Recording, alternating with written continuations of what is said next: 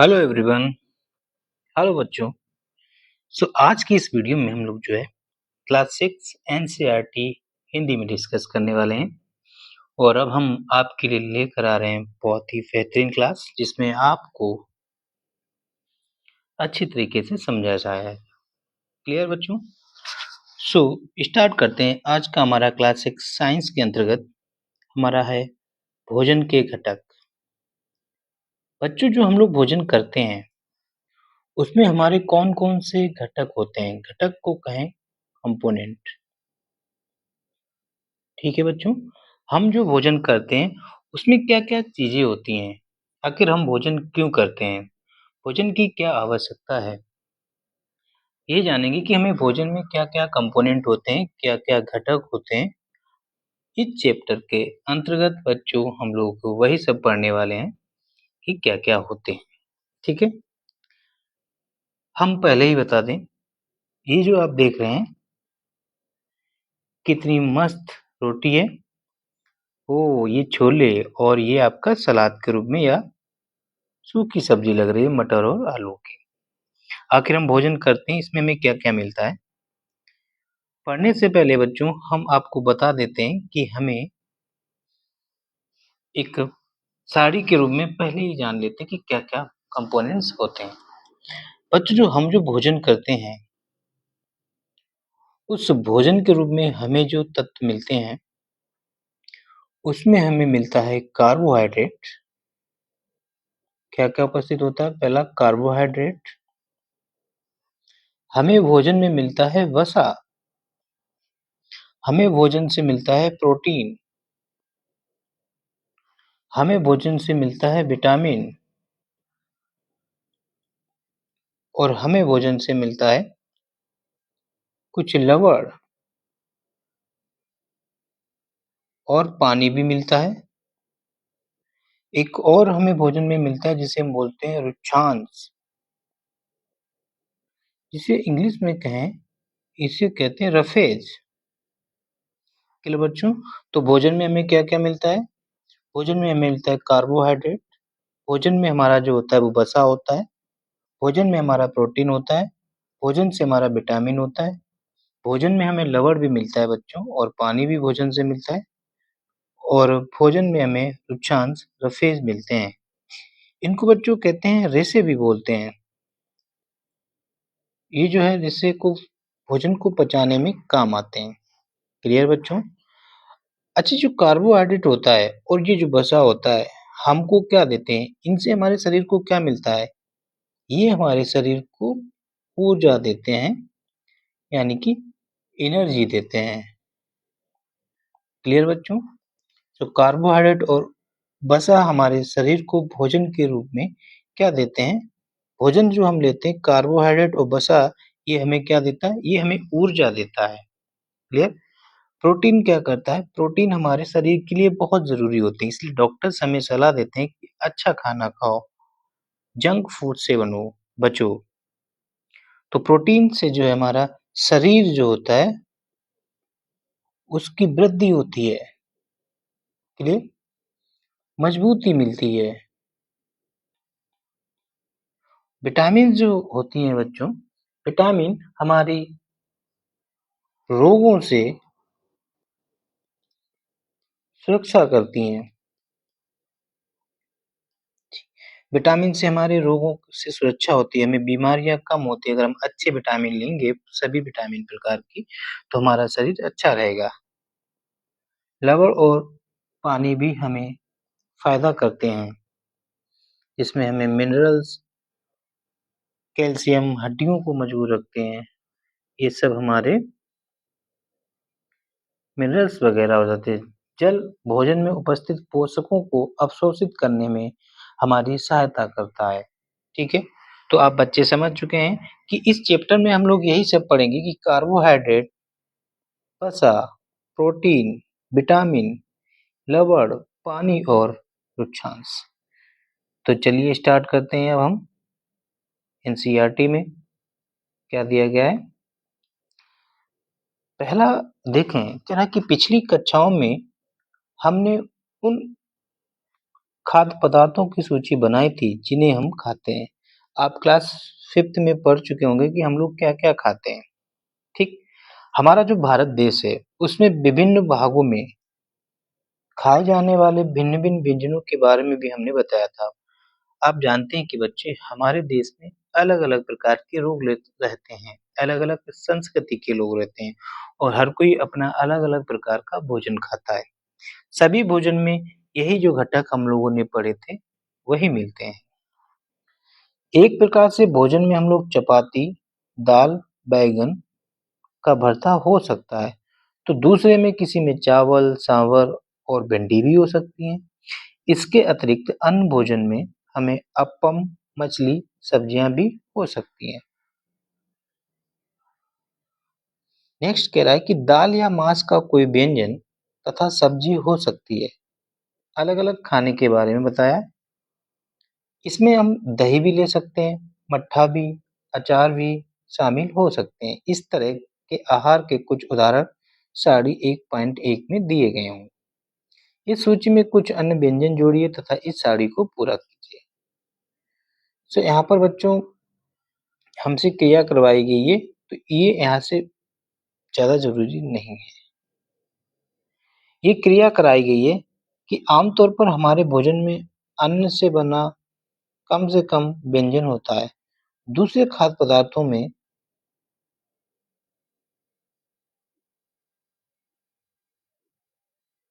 और भी कई चीज़ें होती हैं, ठीक है? विभिन्न प्रकार के खाद्य पदार्थों में क्या होता है? अब जो हम अलग-अलग के खाने खाते हैं, उनमें होता क्या है? बच्चों हम जानते हैं कि प्रत्येक व्यंजन एक या एक से अधिक प्रकार की कच्ची सामग्री से बनता है। हम जो भी खाना बनाते हैं, उसके लिए हमें कच्ची सब्जियाँ होती हैं, बाद में उनको पकाकर हम लोग खाते हैं, जिससे हम जो हमें पौधों से प्राप्त होती हैं, क्लियर? या जंतुओं से मिलती हैं। इस कच्ची सामग्री के संघटक क्या हैं? संघटक मतलब कंपोनेंट जो हम लोगों ने डिस्कस किया वो क्या है? इस कच्ची सामग्री में हमारे शरीर के लिए कुछ आवश्यक घटक होते हैं। इन घटकों को पोषक कहा जाता है, ठीक?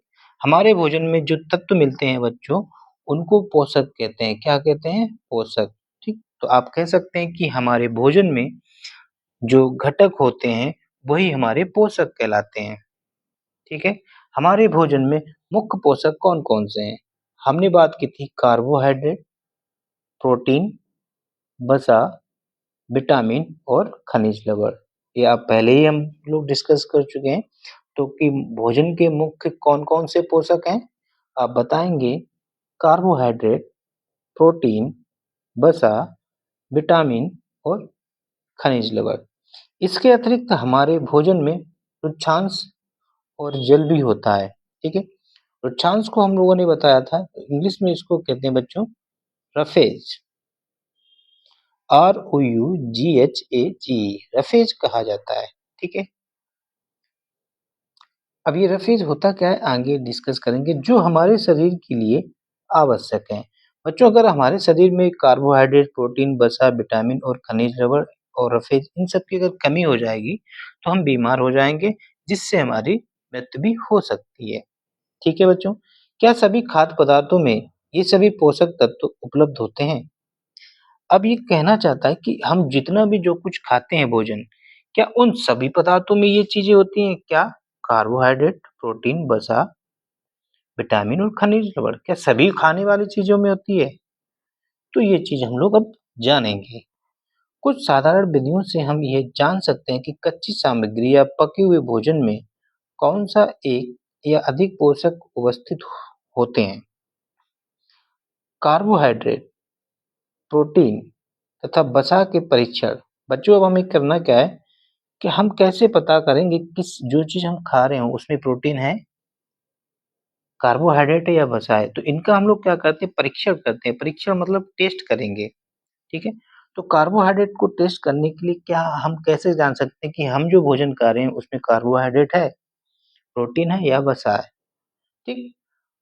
अन्य पोषकों के परीक्षण की आवश्यक अपेक्षा सरल है। मतलब जो हम लोगों ने ये पोषक जाने विटामिन, खनिज, कार्बोहाइड्रेट, वसा, प्रोटीन।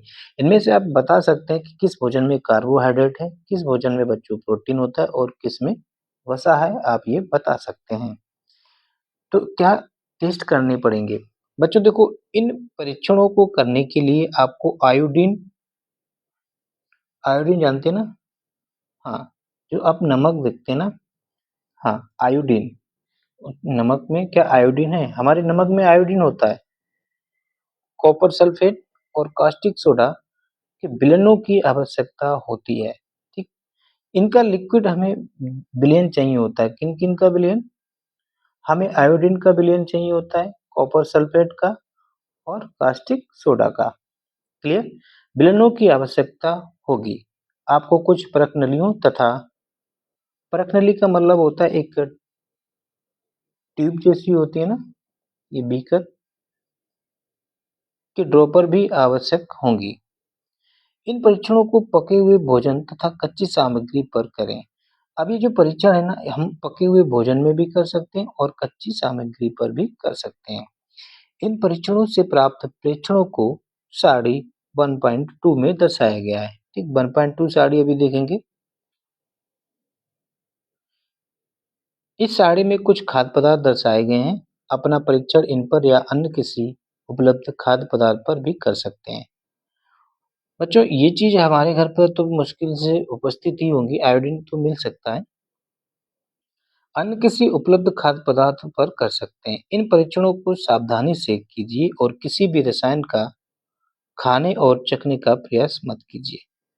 ये जो हमें रसायन दिए, इनको हमको बिल्कुल भी चखना नहीं है, ये हमारे लिए हानिकारक हो सकते हैं। यदि आवश्यक विलयन तत्काल उपलब्ध नहीं है, तो आपके अध्यापक निम्न विधि से तैयार करा सकते हैं। अब जानते हैं कि बच्चों, कार्बोहाइड्रेट जो होता है, उसकी टेस्ट करने के लिए हमें किसकी जरूरत पड़ती है और वो कैसा होता है। विभिन्न खाद्य पदार्थों की जांच करके देखें कि इसमें कार्बोहाइड्रेट उपस्थित है। कार्बोहाइड्रेट कई प्रकार के होते हैं। हमारे भोजन में पाए जाने वाले मुख्य कार्बोहाइड्रेट जो है मंड और शर्करा। यानी कि बच्चों, हम जो कार्बोहाइड्रेट खाते हैं वो मंड के रूप में, जिसे हम कहते हैं स्टार्च, और शर्करा मतलब शुगर। आप जो शुगर लेते हैं, जिसे हम कहते हैं चीनी या शक्कर, बच्चों वो आपका कार्बोहाइड्रेट होता है। और जो हम आलू खाते हैं, उन आलू में बच्चे होता है आपका स्टार्च। ठीक है,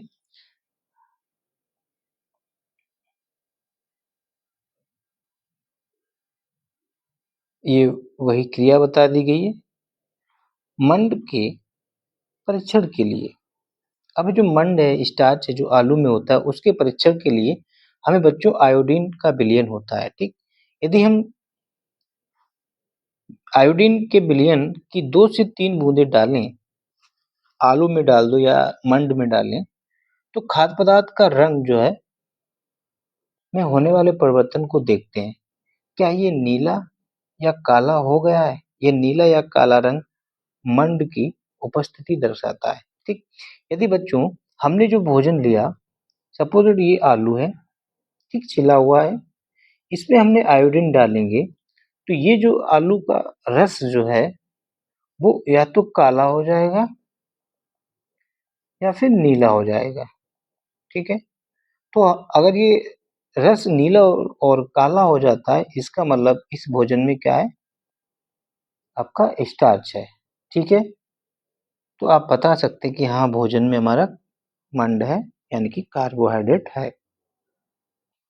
इस परीक्षण को किसी अन्य खाद्य पदार्थ के साथ दोहराइए और जांच कीजिए कि इसमें मंड है। अपने प्रेक्षकों को सारणी 1.2 में दिखाइए।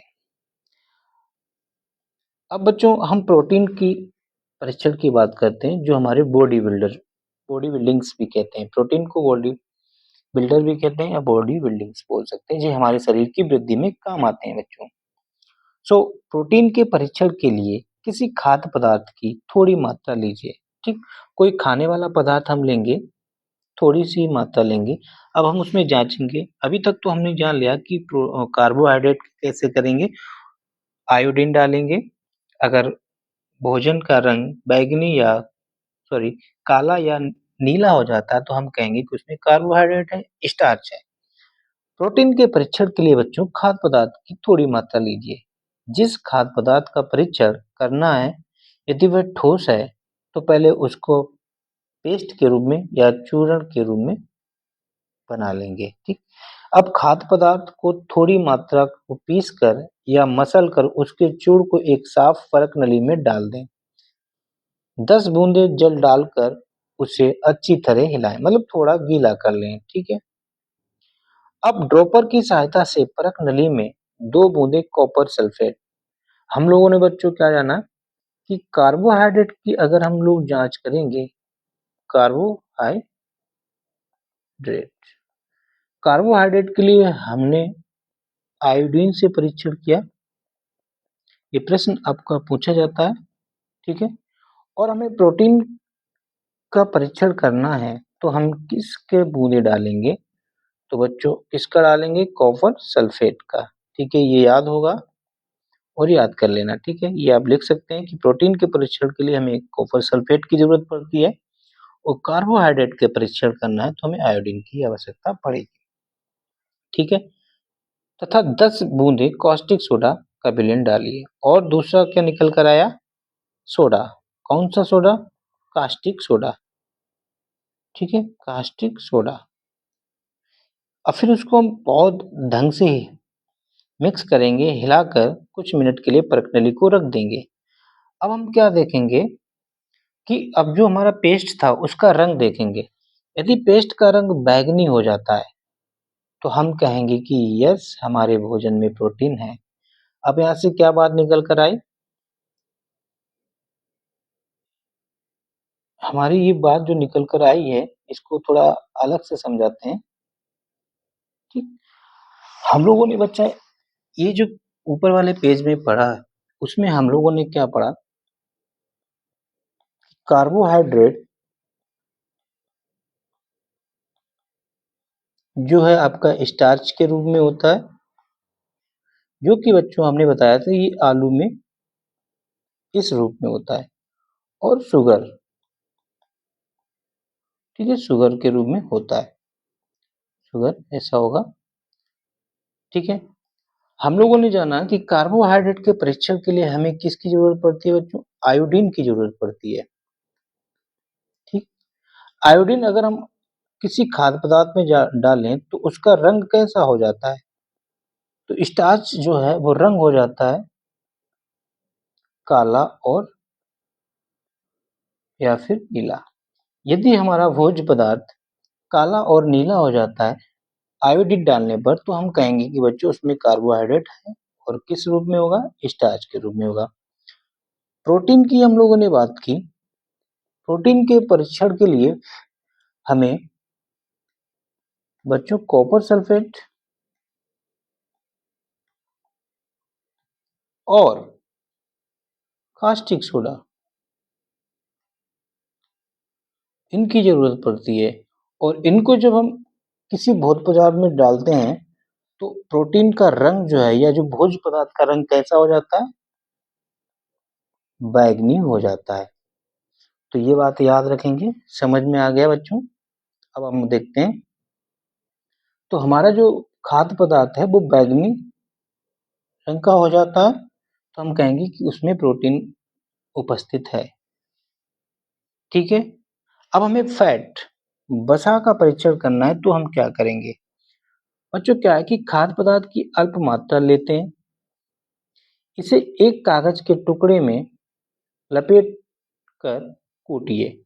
आपने देखा होगा बच्चों, मूंगफली आप ले लीजिए या आप बादाम ले लीजिए। ठीक है, मूंगफली को आगे सूखे व्हाइट कलर के कागज में आप लपेट लीजिए और उसको किसी चीज से कूटिए तो आप देखेंगे कि कागज जो है ना कुछ गीला जैसा हो जाता है ना, यानी कि उसमें तेल जैसा चिपक जाता है। तो बच्चों वही आपका क्या होता है, ऑयल जो है आपका फैट होता है। ठीक है, तो वो आपका फैट होता है, घी आपका क्या है, फैट है। ठीक है, तो आप समझ गए। अब आपने बताया कि आलू में क्या होता है, मंड स्टार्च होता है। हाँ, क्या दूध में प्रोटीन होता है, हाँ। दूध में फैट होता है बच्चों, होता है। ठीक है, इस तरह से आप ये अपने घर वालों की सहायता से करेंगे, ठीक है? अगर आप कमेंट करेंगे तो फिर ये हम पूरी साड़ी को आपको कंप्लीट करा देंगे। नेक्स्ट पेज पर चलते हैं। ये बात समझ में आई होगी। अब हम बात करें कागज, ये सारी चीजें हम लोगों ने पढ़ ली, ठीक है? कागज पर तेल का धब्बा खाद्य पदार्थ वसा की उपस्थिति को दर्शाता है। ये सारी चीजें हम लोगों ने डिस्कस कर लिया।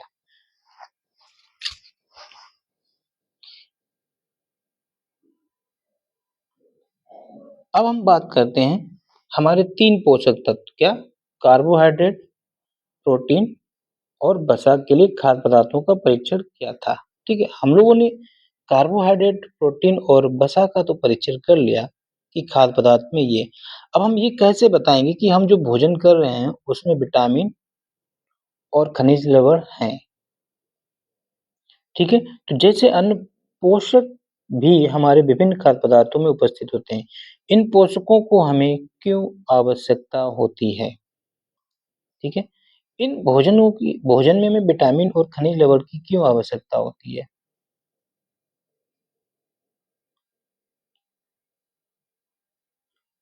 अब जो हम लोगों ने पोषक तत्व जाने, वो बच्चों विभिन्न पोषक तत्व हमारे शरीर के लिए क्या करते हैं? ये जो हम लोगों ने चीजें पढ़ी, क्या-क्या हम लोगों ने पढ़ा था? एक बार रिवीजन कर लो।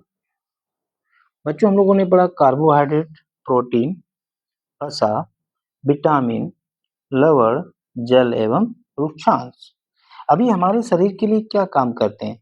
ये हम ऑलरेडी सबसे पहले बता चुके हैं कि कौन सा पोषक तत्व हमारे लिए क्या काम करता है। एक बार फिर हम लोग देख लेते हैं। बच्चों आप जानते हैं कि कार्बोहाइड्रेट मुख्य रूप से हमारे शरीर को ऊर्जा देता है। हमने बताया पहले ही हम डिस्कस कर चुके कि कार्बोहाइड्रेट हमारे शरीर को क्या देता है? शरीर को ऊर्जा प्रदान करता है। वसा से भी हमें ऊर्जा मिलती है। ये बात हम लोग पहले ही डिस्कस कर चुके हैं कि कार्बोहाइड्रेट और वसा हमारे शरीर को ऊर्जा देते हैं। वास्तविकता यह है कि कार्बोहाइड्रेट की तुलना में वसा की समान मात्रा में हमें अधिक ऊर्जा प्राप्त होती है। ये पॉइंट इम्पोर्टेंट है।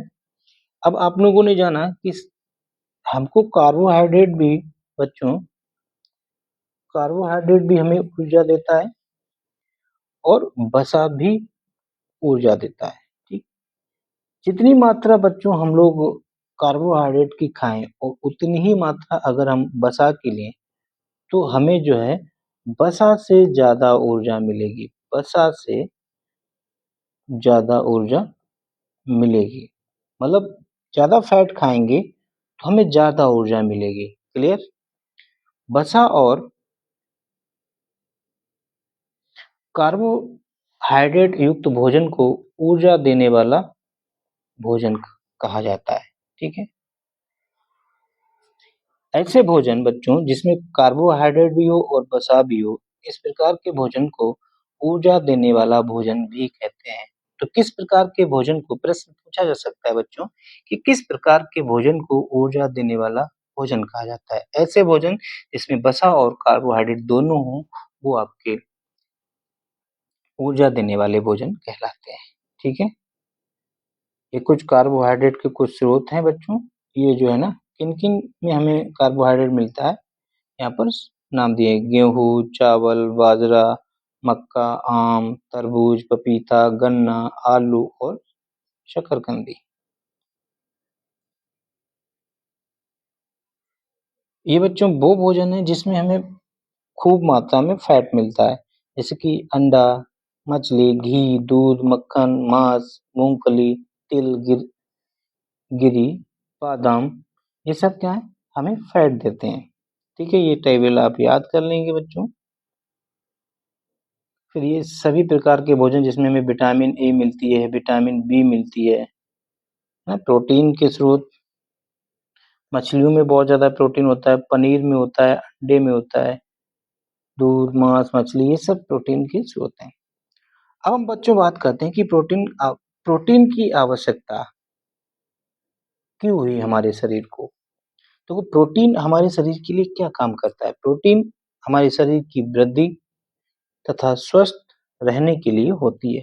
हम लोगों ने पहले ही डिस्कस कर लिया था कि प्रोटीन जो है हमारे शरीर को वृद्धि देता है, हमें लंबा-चौड़ा, हष्ट-पुष्ट बनाता है और वहीं स्वस्थ रखता है।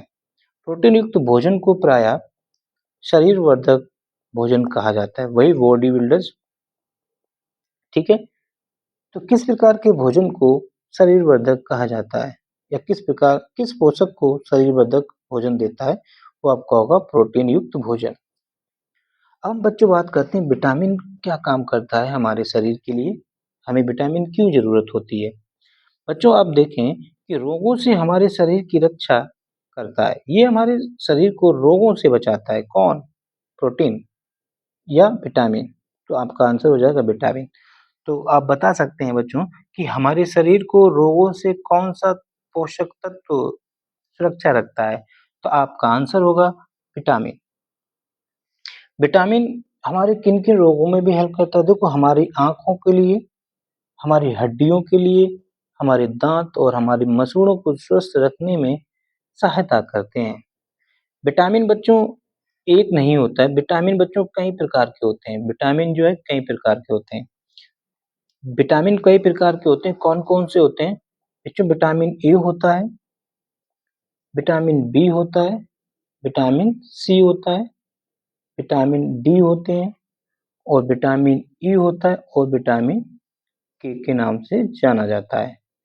अब बच्चों ये जो विटामिन है, हमें किसी एक ही भोजन में नहीं मिलते, अलग-अलग प्रकार के भोजन में उपस्थित होते हैं।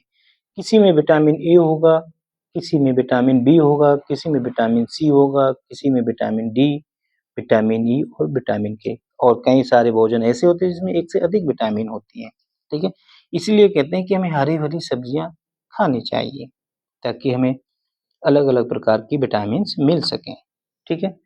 इन बच्चों जो विटामिन बी है, विटामिनों के एक समूह को विटामिन बी कॉम्प्लेक्स भी कहा जाता है, क्योंकि बच्चों विटामिन बी में vitamin B1, vitamin बी2, B3, B5, B6 है ना? बी7, बी9 और बच्चों बी12 इतनी प्रकार की विटामिनें भी होती हैं, इसलिए विटामिन बी को विटामिन बी कॉम्प्लेक्स कहते हैं, ठीक?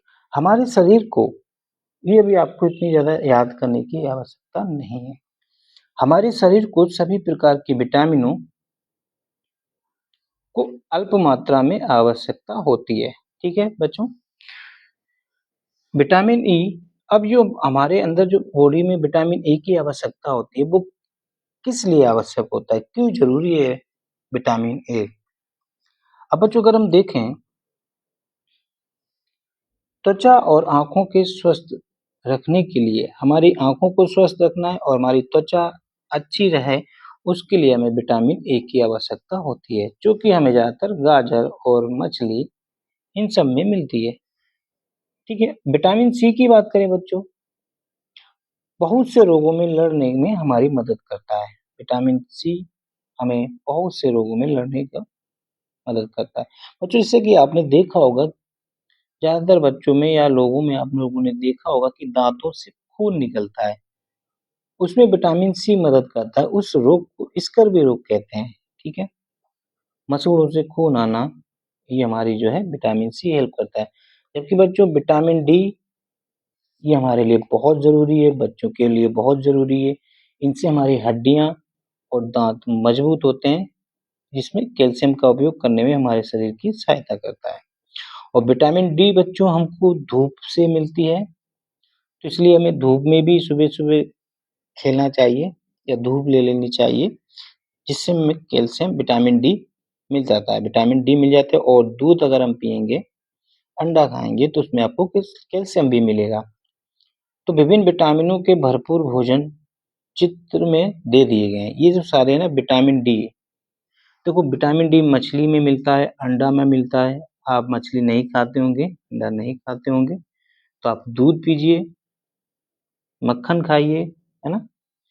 विटामिन सी के लिए आप बच्चों ज़्यादातर खट्टे पदार्थ आप देख रहे हैं आंवला, हरी मिर्च, अमरूद, संतरा, टमाटर यहाँ से आपको विटामिन सी मिलेगा। वहीं अगर बच्चों में विटामिन बी लेनी है, तो ये यकृत, गेहूँ, चावल विटामिन ए के लिए हमें दूध, गाजर, पपीता, आम ये सब खाने चाहिए। ठीक है बच्चों, तो इतना आपको समझ में आया होगा। अब हम बात करते हैं, अब हम देखते हैं कि हमारे शरीर के लिए खनिज लवणों की आवश्यकता भी होती है, जो कि कम मात्रा में होती है। ठीक है, हमने बच्चों क्या बताया, ओके पहले पढ़ लेते हैं। खनिज लवणों की भी आवश्यकता होती है, बट अल्प मात्रा में होती है। शरीर के उचित विकास के अच्छे स्वास्थ्य के लिए प्रत्येक खनिज लवण आवश्यक है। विभिन्न खनिज लवणों के कुछ स्रोतों का चित्र 1.10 में दर्शाया गया है। ठीक, ये जो है इधर दर्शाए गए होंगे 1.10 में। ये 1.10 दूध, अंडा, कैल्शियम के स्रोत हैं। आयरन भी हमारे शरीर के लिए जरूरी होता है, कैल्शियम होता है, फास्फोरस, ये क्या है बच्चों, लवण है। ठीक है, आयोडीन क्या है, आपका मिनरल लवण है, जो अदरक, पालक, मछली ये सब चीजों से मिलता है। बच्चों ये बूझो क्या कह रही है, हमारा शरीर भी सूर्य के प्रकाश की उपस्थिति में विटामिन डी बनाता है। ये हमने पहले ही बता दिया, इसकी धूप में खेला करो। ठीक है,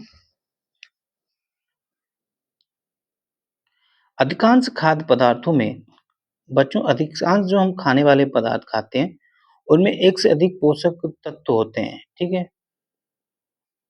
अपनी साड़ी 1.2 में प्रेक्षणों को लिखते समय इस बात को अवश्य हम लोगों ने देख लिया था। फिर भी किसी कच्ची सामग्री में एक निश्चित पोषक की मात्रा दूसरे पोषक की मात्रा से अधिक हो सकती है।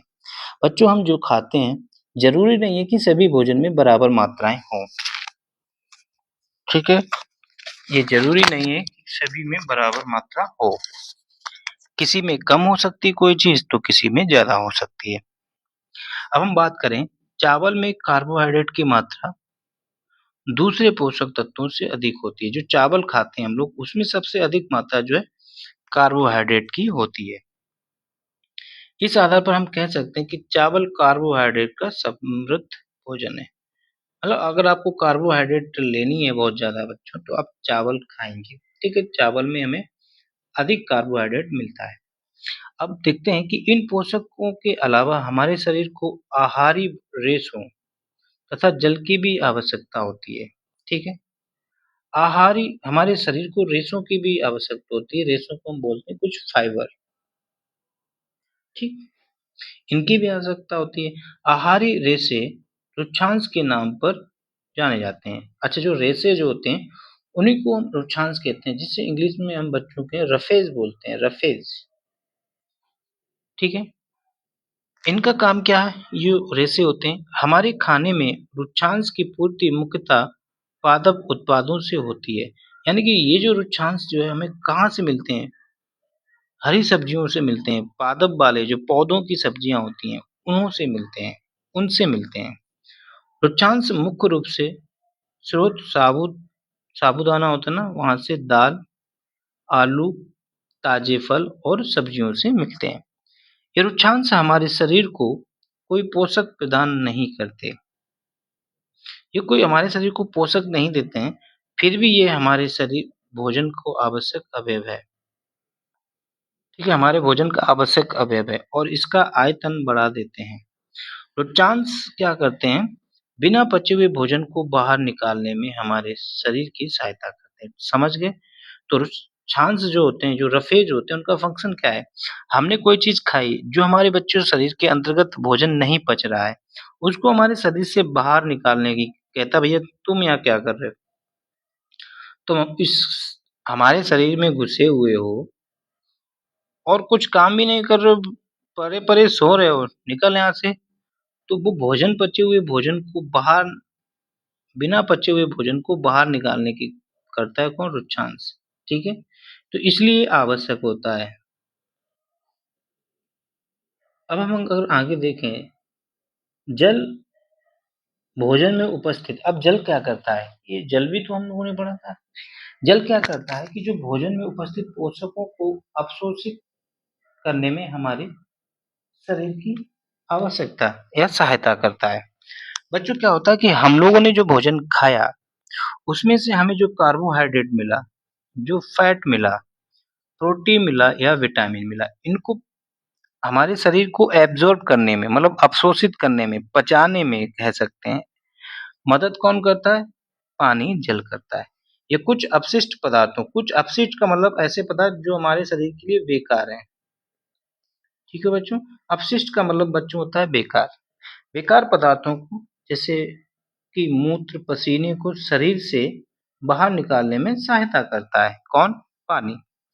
सामान्यतः हमारे शरीर को जितने जल की आवश्यकता होती है, वह हमें उन वस्तुओं से प्राप्त होता है जिन्हें हम द्रव्य के रूप में लेते हैं। ठीक? पानी हमें मिलता कैसे? जो हम लोग बच्चे लिक्विड फॉर्म में यानी कि द्रव तरल रूप में जो लेते हैं, जैसे जल पी लिया हमने, दूध ले लिया, चाय, यहाँ से पानी हमें मिल जाता है क्योंकि ये सब इस सब में पानी होता है। इसके अतिरिक्त हम जो भी भोजन पकाते हैं, हमने भोजन पकाया और उसमें पानी से ही पकाते हैं, तो हमें पानी वहाँ से भी मिल जाता है। हमने कोई फल खाया, उसमें थोड़ा-सा पानी होता है, जैसे तरबूज खा लिया, है ना? कोई जूस पी लिया, तो ये सब क्या है? यहाँ से हमें पानी मिल जाता है। अब बच्चों क्रियाकलाप 3 क्या कहती है? देख लेते हैं। एक टमाटर अथवा नींबू जैसा कोई फल लें। कह रहा है कि आप घर पर हैं, एक टमाटर ले लें या कोई नींबू ले लें, ठीक है? इसे छोटे-छोटे हिस्सों में काट लें। आप टमाटर ले लो और चाकू की सहायता से सही से हाथ ना करते उसको छोटे-छोटे टुकड़ों में काट लो। क्या ऐसा करते समय आपके हाथ गीले हुए? क्या आप ये महसूस कर पा रहे हैं कि हाँ, टमाटर को जब हम काटते हैं तो उसमें से कुछ गीला-सा या पानी जैसा निकलता है ना? तो हमारे हाथ गीले हो जाते हैं।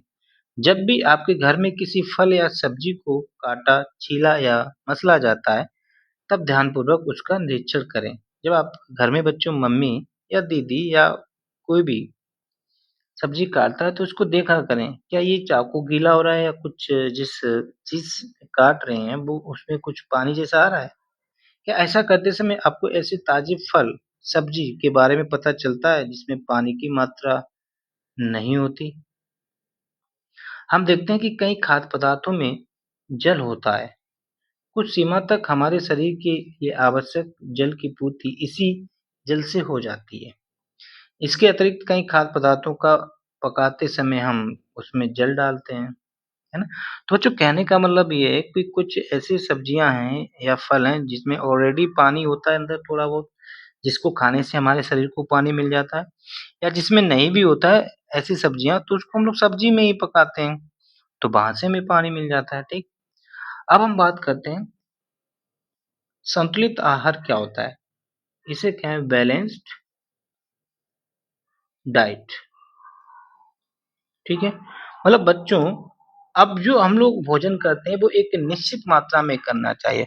बहुत ज़्यादा नहीं खाना चाहिए जिससे आप जानते हैं मोटे हो जाओगे, है ना?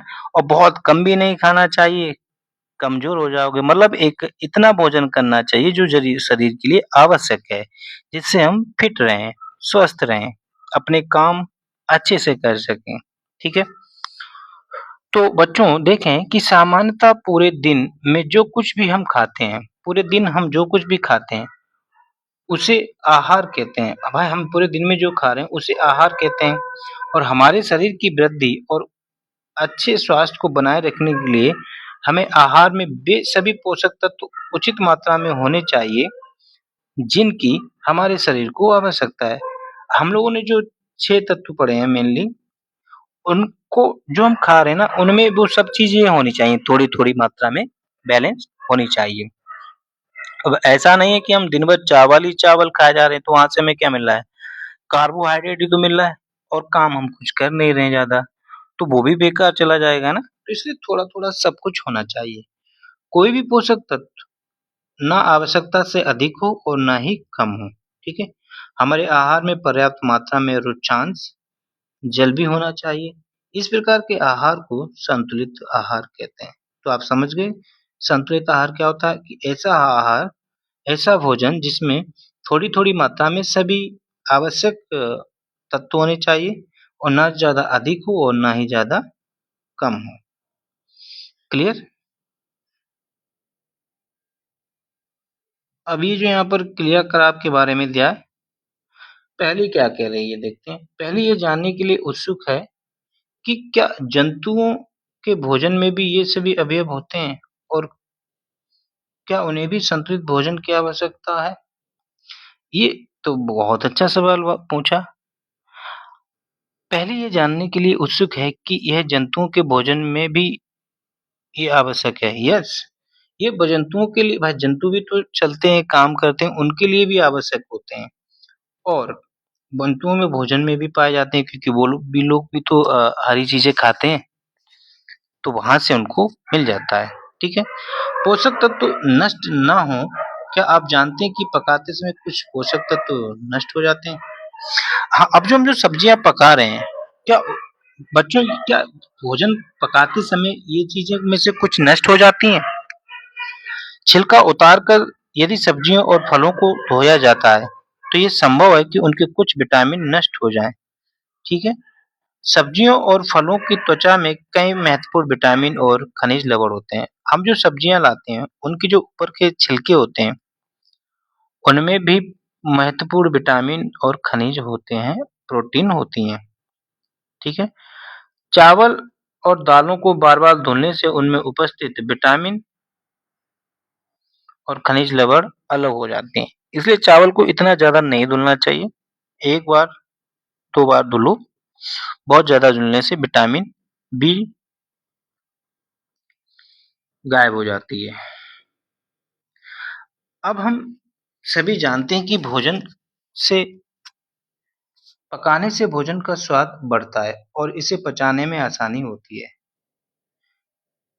इसके साथ-साथ पकाने में भी कुछ पोषक तत्वों की हानि भी होती है। तो बच्चों क्या समझ में आया कि भोजन को धुलने में, पकाने में भी पोषक तत्वों की कमी हो जाती है। यदि भोजन पकाने में अत्यधिक जल का उपयोग किया जाता है और बाद में उसे फेंक दिया जाता है, तो कई लाभदायक प्रोटीन तथा खनिज लवणों की हानि हो जाती है। बच्चों जो पानी हम लोगों ने बचा हुआ है, वो अगर फेंक देंगे तो भी उसमें भी निकल कर सब्जियों से पानी में मिलेगा और पानी में फेंक दिया, तो वहाँ से भी प्रोटीन बर्बाद हो जाएगी। तो हो सके पानी अगर सही है, साफ, उसको करके आप यूज़ कर सकते हैं अपने लिए। ठीक है, पकाने में विटामिन सी आसानी से गर्मी से नष्ट हो जाता है। तो कौन-सा विटामिन? बच्चों विटामिन सी नष्ट हो जाता है, ठीक है? सबसे आसानी से विटामिन सी नष्ट हो जाता है क्योंकि ये विटामिन जो है ना पानी में घुलनशील होता है, ठीक है? क्या ये उचित नहीं होगा कि हम अपने आहार में फल और कच्ची सब्जियों को सम्मिलित करें? हाँ, हम अपने आहार जो हम डेली खा रहे हैं, उसमें हम कुछ डायरेक्ट फल ही खा लें, कच्ची सब्जियाँ सलाद के रूप में खा लें, तो कुछ भी बर्बाद नहीं होगा, ठीक है? इसलिए सलाद खाया जाता है, फल खाए जाते हैं और आपको भी बच्चों को खाना चाहिए। बूझों ने सोचा अब बूझों ने क्या सोचा? बूझों ने सोचा कि हर समय वसा युक्त खाना ही सर्वोत्तम भोजन है। क्या कह रहा है कि क्या हर समय हम फैट ही फैट खाते रहें? है ना? आपने बच्चों देखा होगा कि घर में मोमोज़, बाहर की चीज़ें, बच्चों जितने भी बाहरी चीज़ें हैं, समोसे, मोमोज़, फिंगर, चिप्स वगैरह इन सब में क्या है, ज़्यादा से ज़्यादा इसमें फैट होता है। अब बहुत ज़्यादा खाने से क्या नुकसान होते हैं? चलिए जानते हैं। 1 कटोरी कार्बोहाइड्रेट युक्त भोजन की अपेक्षा 1 कटोरी वसा युक्त भोजन अधिक ऊर्जा देगा। ये बात ठीक थी? क्या ऐसा नहीं होता?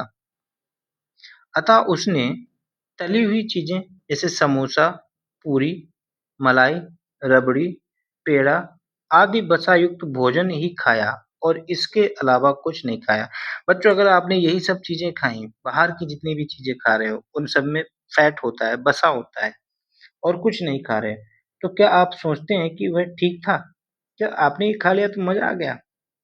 खाने में तो टिक्कियाँ वगैरह अच्छी लगती हैं, बट ये शरीर के लिए नुकसानदायक हैं।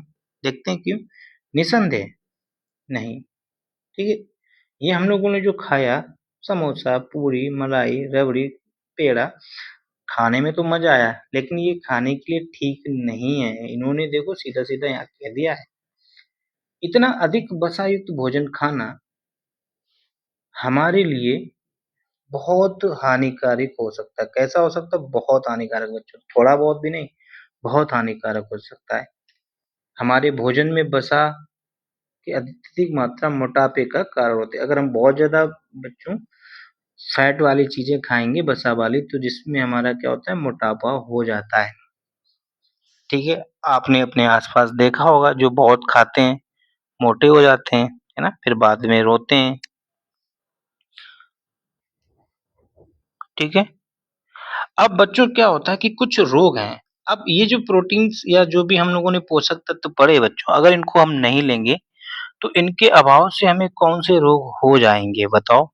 पढ़ते हैं, देखिए। एक व्यक्ति खाने के लिए पर्याप्त भोजन पा रहा है। एक व्यक्ति ऐसा है जो पर्याप्त अच्छा भोजन कर रहा है, लेकिन कभी-कभी उसके भोजन में किसी विशेष पोषक की कमी हो जाती है। मतलब कुछ खा रहा है लेकिन कभी-कभी कोई पोषक नहीं मिल पा रहा है। यदि ये कमी लंबी अवधि तक रहती है, मतलब बहुत समय तक वो कोई चीज़ वो खा ही नहीं रहा है, तो क्या होगा बच्चों, उसके अभाव में वो बीमार हो जाता है, ग्रसित हो जाता है। ग्रसित मतलब बीमार हो जाता है। एक या अधिक पोषक तत्वों का अभाव हमारे शरीर में रोग अथवा विकृतियाँ उत्पन्न कर सकता है। जो हम लोगों ने 6 चीज़ें जानी, प्रोटीन, वसा, कार्बोहाइड्रेट, विटामिन, इन सब की कमी से हमारी क्या होगी, बीमारी हो जाएगी, हमें रोग हो जाएगा। वे रोग लंबी अवधि तक पोषकों के अभाव के कारण होते हैं, इसलिए उन्हें अभावजन्य रोग कहते हैं। तो बच्चों आप बता सकते हैं कि अभावजन्य रोग क्या होते हैं? अभावजन्य रोग ऐसे रोग होते हैं जो हमारे पोषक तत्वों की लंबी कमी के कारण उत्पन्न रोग आपके अभावजन्य रोग कहलाते हैं। ठीक है, यदि कोई व्यक्ति अपने भोजन में पर्याप्त प्रोटीन नहीं ले रहा, यदि व्यक्ति प्रोटीन नहीं ले रहा है, तो उसे कुछ रोग हो सकते हैं, जैसे उसकी वृद्धि का अवरुद्ध होना, उसकी वृद्धि रुक जाएगी। अगर आप बच्चे बचपन में प्रोटीन नहीं ले रहे हैं, तो आपकी लंबाई ज़्यादा नहीं बढ़ेगी, चेहरा फूल जाएगा, बालों के रंग भूरे-भूरे हो जाएँगे, त्वचा में बीमारियाँ हो जाएँगी और आपको पेचिश भी हो जाएगा। ठीक है? तो बच्चों प्रोटीन अच्छे से खाना है। ठीक है? यदि प्रोटीन तथा कार्बोहाइड्रेट दोनों ही किसी व्यक्ति के आहार के से लंबे समय तक अनुपस्थित रहें, बच्चों यदि कोई व्यक्ति प्रोटीन और कार्बोहाइड्रेट वाला भोजन कई दिनों तक नहीं खाता है, तो उसकी वृद्धि पूरी तरह से अवरुद्ध हो जाएगी, तो फिर वो बिल्कुल नहीं बढ़ने वाला, उसकी हाइट बिल्कुल भी नहीं बढ़ेगी, ना शरीर हष्ट-पुष्ट होगा। ऐसा व्यक्ति बहुत दुबला-पतला हो जाएगा, ठीक है? वो इतना दुर्बल हो जाएगा कि चलने में भी असमर्थ हो जाएगा। इतना पतला कि वो चल भी नहीं पाएगा, उठाकर ले जाना पड़ेगा। विभिन्न विटामिनों तथा खनिज लवणों के अभाव से विभिन्न रोग तथा विकृतियाँ हो जाती हैं, है ना? अगर आप विटामिन और खनिज नहीं ले रहे हैं, तो आपको और भी रोग अलग-अलग हो जाएँगे, ठीक, बीमारियाँ हो जाएँगी। सभी अभावजन्य रोगों को रोकथाम संतुलित आहार लेने से किया जा सकता है। इसलिए बच्चों कह रहे हैं, मम्मी आपको सुबह-सुबह दूध पिलाती हैं, पिया करो। पराठे खाओ, मतलब बहुत ज़्यादा नहीं खाओ। फल खाओ, सेब खाओ, केला खाओ, ये खूब खाओ। तो आप लंबे-चौड़े हो जाएँगे, अच्छे हो जाएँगे, है ना? एनर्जी, माइंड आपका शार्प होगा और तेज़ इंटेलिजेंट हो जाएँगे। जितना अच्छा खाओगे उतना अच्छा आपका दिमाग भी होगा। इस अध्याय में हमने स्वयं से ये जानने की कोशिश की कि विभिन्न क्षेत्रों के भोजन में इतनी अधिक विविधता होते हुए भी आहार में पोषक तत्वों का वितरण सामान्य है। मतलब कहने का ये है कि आप कहीं भी चले जाएँ पूरे भारत में या विश्व में, सब में यही तत्व मिलते हैं, पोषक तत्व बच्चों। ठीक है? किसी में ज़्यादा होता है, किसी में कम होता है, ये अंतर होता है। ये वितरण हमारे भोजन में आवश्यक पोषक तत्वों की उपस्थिति सुनिश्चित करता है। और इसके बाद बच्चों चैप्टर खत्म, इसके क्वेश्चन आंसर हम लोग करेंगे और ये जो टेबल है ना, कल हम इसको लर्न कराएँगे। ठीक है? नेक्स्ट वीडियो में हम बात करेंगे।